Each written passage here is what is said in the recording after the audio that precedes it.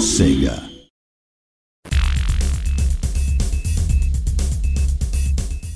Today we're here at the Cologne Games Convention to announce Napoleon Total War, the latest in the Total War series, hot on the heels of Empire. This is literally the perfection of everything that we began with Empire, and hopefully this time around will be our greatest Total War to date.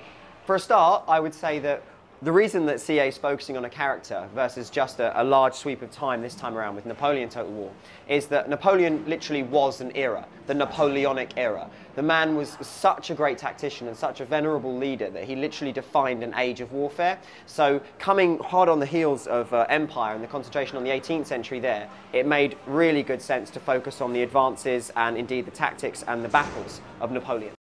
Well, the main story does of course follow Napoleon and the rise of France and the power of France. So if you want to play through the narrative, then you want to focus on playing the French. However, if you want to go ahead and have a go at the other factions and oppose yourself against France and try and fight against the military might that they become, then we are looking at getting the other nations into the game, especially towards the end in the third campaign, which is the Grand European campaign, where you'll probably get a chance to play as Britain and Russia and Austria and other major nations at the time. All of Napoleon's major engagements will be there as historical scenarios for you to play through from either side to see if you could have done better or indeed if you could have done worse than the other generals of the day. We're still balancing which battles we're going to include, but you can be sure that the major conflicts will definitely make it into the historical scenarios. When we begin, Napoleon has just been given charge of the armies in Italy in order to see off the Austrians. Now the appointment by the French ruling class there at that point was that Napoleon was supposed to just go away and kind of keep the Austrians quiet. Instead he used it as an opportunity to really make his name on the battlefield and do some serious damage to the Austrian Empire. We then follow him through to the Middle Eastern campaign, whereby he's going out into the Middle East to bring back the riches of Egypt and elsewhere back to France and show his own glory.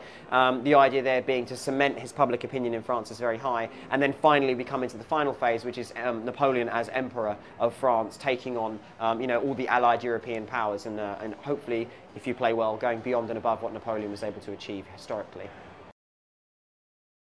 So if you imagine what we started with the Road to Independence, where you had 3 chapters, you've now got a whole campaign map devoted solely to the Italian campaign, a whole campaign map devoted solely to the Middle Eastern campaign, and then a large campaign map devoted solely to the Grand European campaign following on from that. So there are actually 3 separate large campaign maps, all of which are kind of more detailed, contain different features and tactical sets than those that you may have seen before.